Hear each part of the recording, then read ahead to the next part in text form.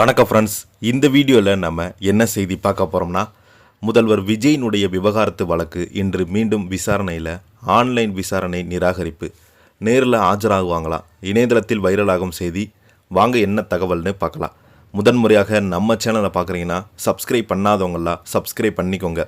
Bell button simple அமைக்கி நம்ம சேனலோட நோட்டிஃபிகேஷனை எனபிள் பண்ணிக்கோங்க.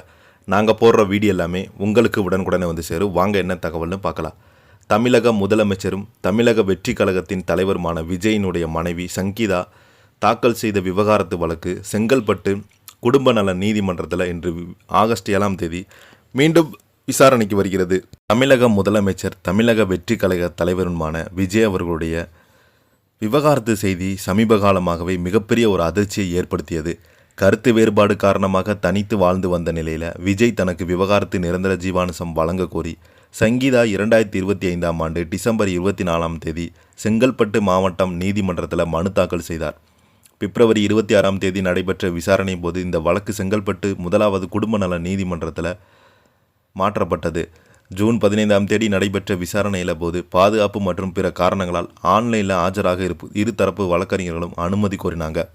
ஆனால் அதை நிராகரித்த நீதிமன்றம் விசாரணை ஆகஸ்ட் 7ஆம் தேதிக்கு ஒத்திவைத்து கடந்த முறை ஆன்லைன் விசாரணைக்கான கோரிக்கை நிராகரிக்கப்பட்டதால் இன்று நடைபெறும் விசாரணையில் இருதரப்பு எவ்வாறு ஆஜராக போகிறாங்க அல்லது நீதிமன்றம் அடுத்ததாக என்ன உத்தரவு பிறப்பிக்க போகிறாங்க என்ற எதிர்பார்ப்பு எழுந்தது.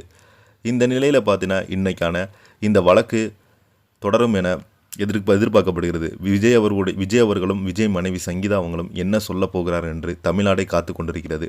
இந்த செய்தியை பற்றி நீங்கள் என்ன நினைக்கிறீங்கன்னு கீழே உள்ள கமெண்ட் பாக்ஸில் மறக்காமல் பதிவிடுங்க. அந்த வீடியோ உங்களுக்கு பிடிச்சிருந்தா லைக் பண்ணுங்கள், ஷேர் பண்ணுங்கள், கமெண்ட் பண்ணுங்கள். அப்போ தான் நாங்கள் போடுற வீடியோ எல்லாமே உங்களுக்கு உடனுக்குடனே வந்து சேரும். நன்றி, வணக்கம்.